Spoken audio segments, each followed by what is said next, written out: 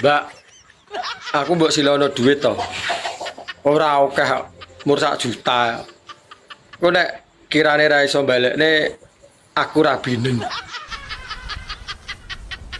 Tuman. Tuman piye to? Tare yo butuh kok.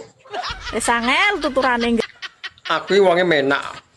Menggono gak enek jaminan liya to sak liyane manuk ngono. Lah piye to? Lah wong kuwi lho barang berharga rumangsamu. Oh, rumah saku ndek biyen iki sunate larang lho yo. Wong tuane mbandani tenan. Nyewa son. Panganane akeh. So manuk dimurahno dinyah-nyohno ni piye lan? Lah arep piye meneh tarah kepepet tok. Dek ini enek bocah gak duwe penggawean pengen dadi LC. Gak yo adol manuk. Lah tarah duwene yo kuwi lho. Saiki enek wong gak duwe dhuwit golek utangan dibayar manuk. Lah gelem apa ora omonge. Rumangsane aku ki wong wedok piye ngono lho. Rumangsane wong aku ki perempuan baik-baik. Ngerti aku nek kowe iki apik. Pendiam, lemah lembut dan sopan santuy.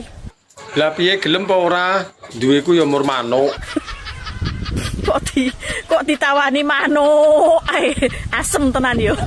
Wis to, enak-enak ya.